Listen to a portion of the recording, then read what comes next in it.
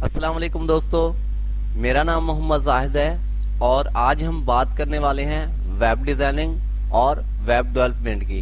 दोस्तों, अगर आप वेब डिज़ाइनिंग सीखना चाहते हैं तो हमारे साथ जुड़े रहें और हमारे चैनल को सब्सक्राइब करें और बेल आइकन प्रेस करें ताकि हमारी हर नई वीडियो की नोटिफिकेशन आप तक पहुंचती रहे। दोस्तों, मैं मुख्तसर सा लेक्चर आपको दूंगा।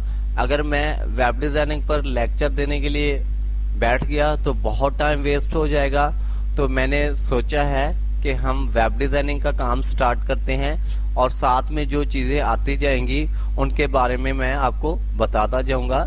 ये मेरी फर्स्ट वीडियो है, शायद इसमें लेक्चर थोड़ा सा लंबा हो जाए।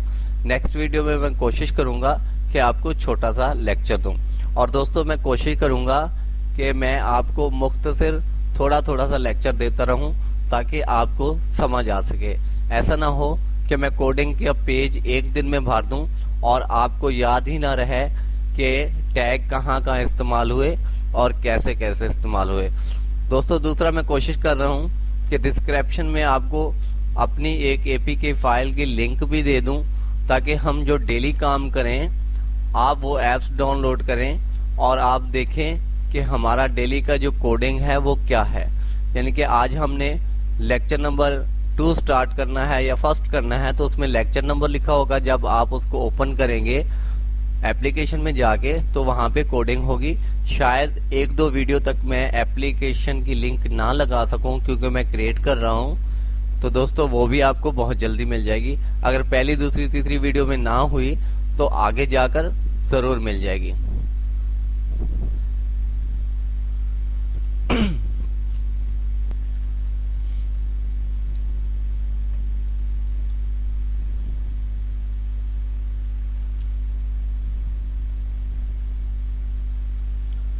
दोस्तों, वेबसाइट क्रिएट करने के लिए हमें कोड एडिटर की ज़रूरत होती है और आज हम वेबसाइट जो क्रिएट करने वाले हैं उसमें हम HTML का यूज़ करेंगे, PHP का यूज़ करेंगे, जावास्क्रिप्ट यूज़ करेंगे और अडोब फोटोशॉप भी करेंगे। दोस्तों, तो स्टार्ट करते हैं। कोड एडिटर हम सबसे पहले नोटपैड से ही स्टार्ट करते हैं। आज से हमारा जो कोड एडिटर है वो नोटपैड है। उसके अलावा हमारी विंडो के अंदर क्रोम होना चाहिए ब्राउज़र और फायरफॉक्स होना चाहिए मोज़िला वाला, और उसके अलावा इंटरनेट एक्सप्लोरर तो हमारे पास होता है। ये तीन अच्छे जो ब्राउज़र हैं ये हमारे पास होना बहुत ज़रूरी है। कोड एडिटर अगर हमें आगे जाके ज़रूरत पड़ेगा तो मैं आपको बता दूंगा। फिल वक्त हम अपना काम नोटपैड से स्टार्ट करते हैं।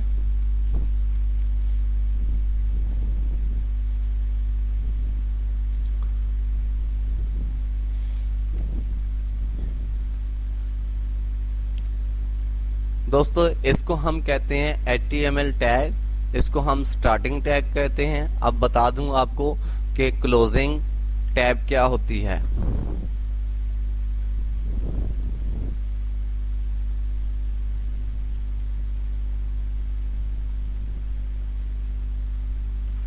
दोस्तों, आप देख सकते हैं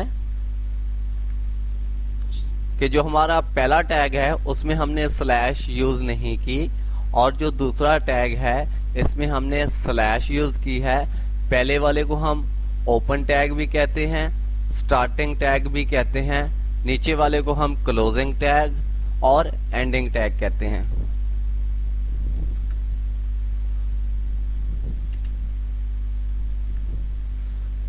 इसको हम ब्रैकेट एंगल कहते हैं। इसको इजी टू इक्वल कहते हैं, सबको पता है लेकिन फिर भी बता देता हूं। इसको इन्वर्टेड कामास कहते हैं। दोस्तों, आज के हम चैप्टर में ये चीजें यूज करेंगे, इसलिए आपको पहले से मैंने बता दिया है। इसके अलावा हम स्लैश इस्तेमाल करेंगे, ये होती है फॉरवर्ड स्लैश। इसके बाद एक और स्लैश होती है, इसको बैक स्लैश कहते हैं। लेकिन हमने अपनी पूरी वेबसाइट में फॉरवर्ड स्लैश ही यूज करनी है क्योंकि इसमें बैक स्लैश का इस्तेमाल नहीं होता। तो दोस्तों, आज हम सिर्फ स्क्रीन कवर करना सीखेंगे और टाइटल बनाना सीखेंगे।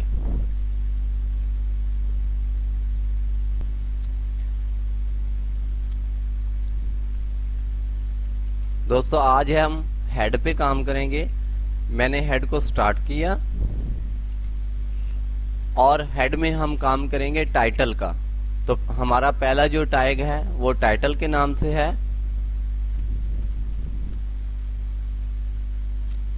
हमने टाइटल स्टार्ट किया और हम अपने टाइटल का नाम, आज के टाइटल का नाम रख रहे हैं यूट्यूब।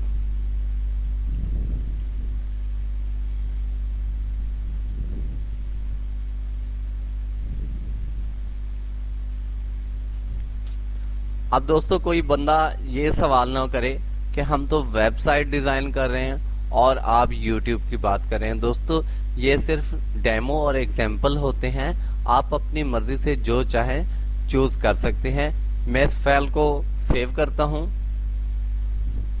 सेव एज, और मैं इसको डेस्कटॉप पे रखना चाहता हूं। और जो रूल्स है, पहली फाइल को इंडेक्स्ड कहते हैं। जब आप कोई और नाम भी रख सकते हैं, मैंने इंडेक्स्ड रखना है। उसके बाद डॉट प्रेस करनी है और HTML लिख देना है। उसके बाद मैं फाइल को सेव करता हूं। आप देख सकते हैं इंडेक्स्ड नाम की एक फाइल हमारे डेस्कटॉप पे क्रिएट हो चुकी है।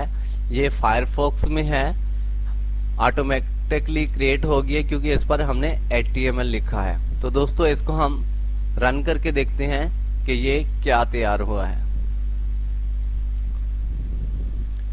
दोस्तों आप देख सकते हैं कि हमारी वेब पेज, जो हमारी वेबसाइट है, उसका फर्स्ट पेज क्रिएट हो चुका है और उसके ऊपर आप देख सकते हैं कि टाइटल YouTube लिखा है।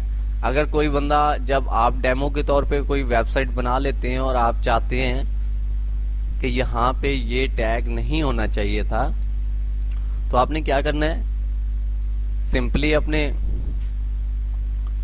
नोटपैड में जाना है और इसको चेंज कर देना है।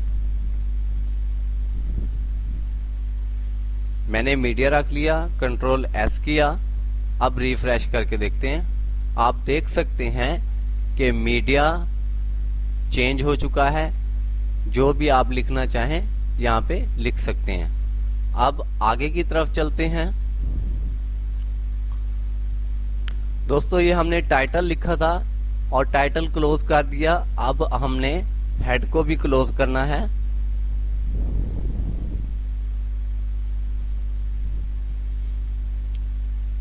दोस्तों हमने हेड को क्लोज कर दिया है।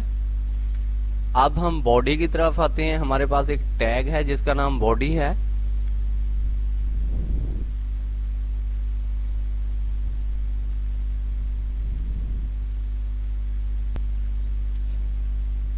दोस्तों बॉडी टैग है। अगर हम कोई चीज बॉडी के अंदर लिखते हैं यहाँ पर, तो इसको कहते हैं एट्रीब्यूट। एट्रीब्यूट का मतलब होता है खसूसियात। तो दोस्तों हमने एट्रीब्यूट में आज क्या लिखना है, हम कलर चूज करने वाले हैं। हम लिखते हैं BG,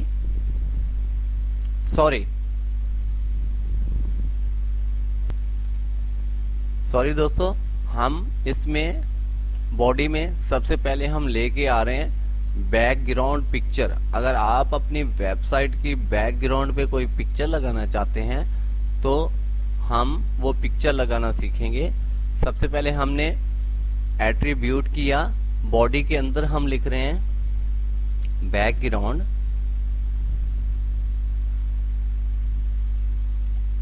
easy to equal inverted comma. इसके अब हमने कौन सी तस्वीर लगानी है, हम इस पे बात करते हैं। हमारे पास डेस्कटॉप पे एक फोल्डर है जिसका नाम इमेजेस है और उसके अंदर जो तस्वीर है उसका नाम हमने DG रखा हुआ है। ये हमने कॉल करनी है अपनी वेबसाइट पे। तो हमने कैसे करना है, इसका जो फार्मूला मैं इस्तेमाल करने वाला हूँ, कोडिंग करने वाला हूँ, बिल्कुल इजी है। लेकिन उसको और आसान बनाने के लिए आप कोशिश करें, आप अपनी इंडेक्स्ड की फाइल को इमेजेस के फोल्डर के पास रख लें, ताकि जब हम कॉल करें तो उसके लिए उसको सर्च करना इजी हो जाए। अगर आपकी कोई तस्वीर कंप्यूटर के किसी पार्ट में पड़ी है तो आप वहां से भी ले सकते हैं, लेकिन अगर करीब होगी तो बिल्कुल इजी आ जाएगी। इन्वर्टेड कामा लगा है। अब हमने इसको कॉल करनी है कि हमारे पास एक इमेजेस का फोल्डर है, उसके अंदर एक तस्वीर है जिसका नाम डीजी है। उसके बाद हमने फिर इन्वर्टेड कामा देना है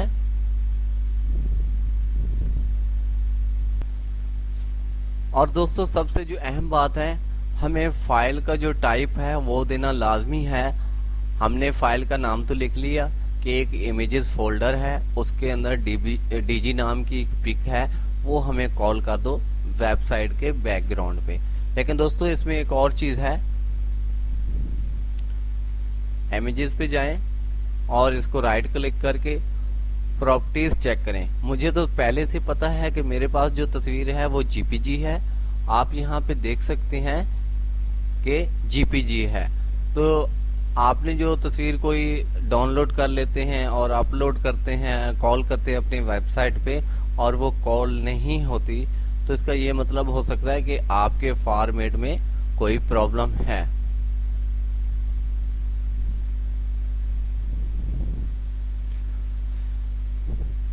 डीजी नाम की तस्वीर है, डॉट प्रेस किया और मैंने उसको बताया कि वो जो तस्वीर है जीपीजी है। अब दोस्तों हमने देखना है क्या ये तस्वीर हमने जो कॉल की थी हमारी बैकग्राउंड पे आई है कि नहीं। दोस्तों मैंने रिफ्रेश किया, आप देख सकते हैं कि हमारी कॉल पे ये तस्वीर बैकग्राउंड पे फिट हो गई है। अब आप यहाँ पे गौर करें, मैं पहले से ही जो इसका साइज है वो ठीक करके रख सकता था, लेकिन वीडियो लंबी करने और साइज बिगाड़ने का भी कोई मकसद था। वो ये था कि मैं आपको बता सकूं कि ये प्रॉब्लम्स कैसे आती हैं। दोस्तों आप देखें, ये वो तस्वीर है लेकिन ये इस साइज की नहीं है, इसलिए उसने साइड पे कट करके और तस्वीरें भी लगा दी हैं। तो दोस्तों इसको हमने कैसे हल करना है, आप फोटोशॉप में जाएंगे या आप कोरल ड्रा पे, जहां पे आप इसके साइज को फिट करें आप वहां पे जा सकते हैं। मैंने राइट क्लिक किया और न्यू फाइल चूज की। तो दोस्तों इस न्यू फाइल में हम देखना चाहते हैं कि कौन कौन से साइज हैं। हम वो साइज यहाँ पे सिलेक्ट करने वाले हैं। हम कस्टम भी कर सकते हैं। मैं आपको बताए देता हूं कि हम साइज रख देते हैं।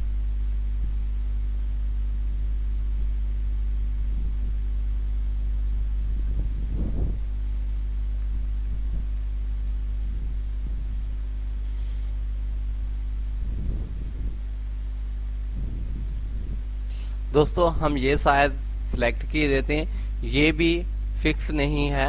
उसकी वजह ये है कि जब आप वेबसाइट पे वर्क करते हैं, आप जब अपनी वेबसाइट पे वर्क करते हैं तो आपने इसकी साइड बार भी बनानी है, बॉटम बार भी बनानी है, टॉप बार भी बनानी है, और हो सकता है कि जितना कि मेरा ये एरो वर्क कर रहा है आप इतने साइड पे पिक्च लगाना चाहें। तो मैं सिर्फ डेमो के तौर पे आपको बता रहा हूं कि पिक्स कैसे चेंज करनी है, और लाजमी नहीं है कि जो साइज मैंने बनाया वही फिट हो, लेकिन जो साइज मैंने बनाया उसको हम चेक करते हैं। ये 200 साइज बन गया।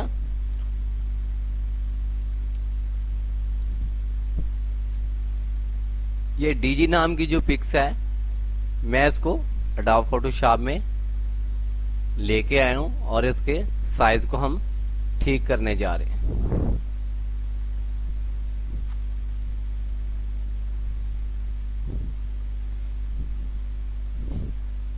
इसको मैं सेव एज करता हूं स्क्रीन पर और इसका नाम वो ही रखे देता हूं।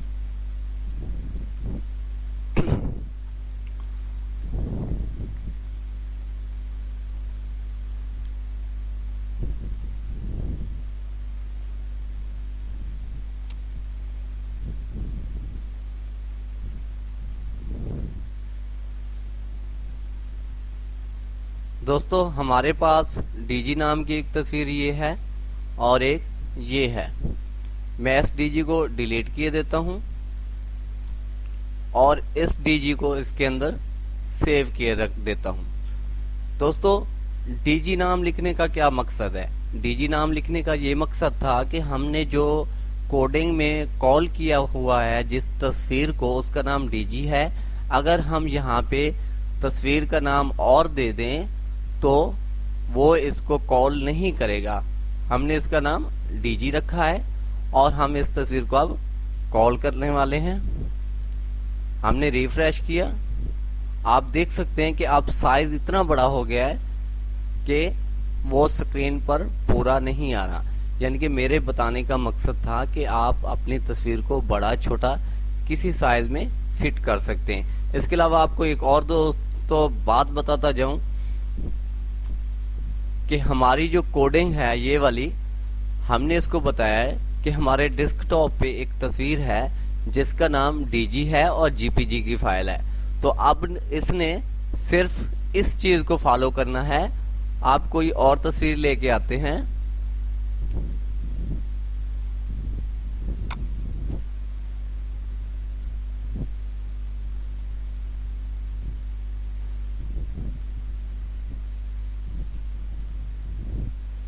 आप ये तस्वीर लेके आए, आप इसी का नाम डीजी रख लें।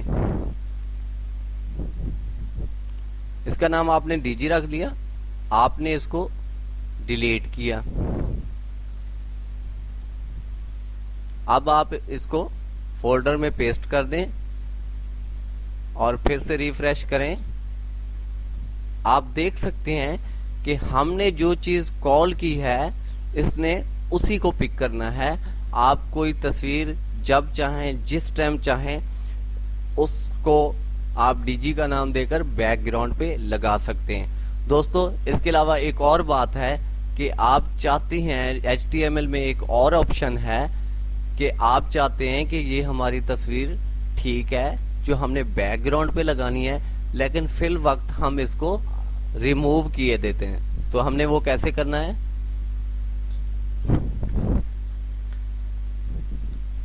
ब्रैकेट स्टार्ट करनी है, उसके बाद लहजन प्रेस करना है और डबल माइनस करना है।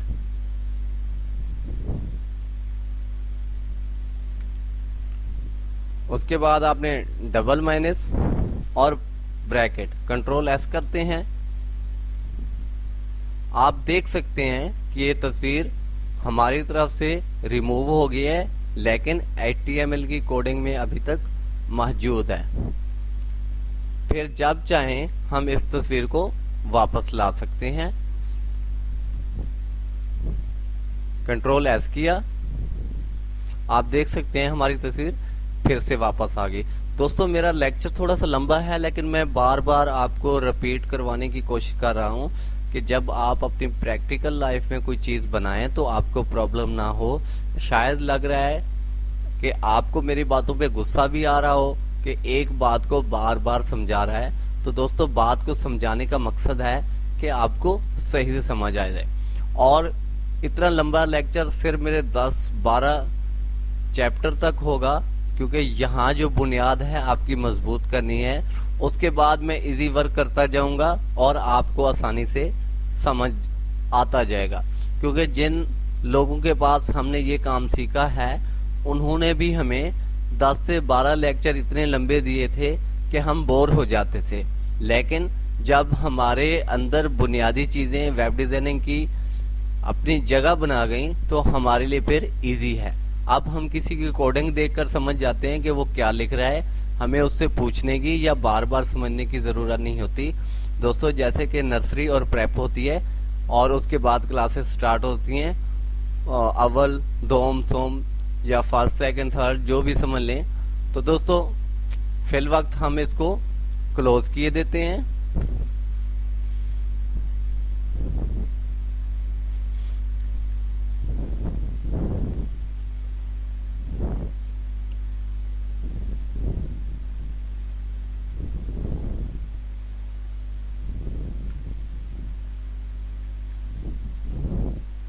कंट्रोल एस किया, आप देख सकते हैं तस्वीर चली गई। अब हमने इसका बैकग्राउंड कलर लाना है, ब्रैकेट बॉडी, हम एट्रीब्यूट जो कि खसूसियात हैं वो इस्तेमाल करेंगे। अब हम लिखेंगे BG colour is to equal inverted comma, हम ऑरेंज लिख देते हैं।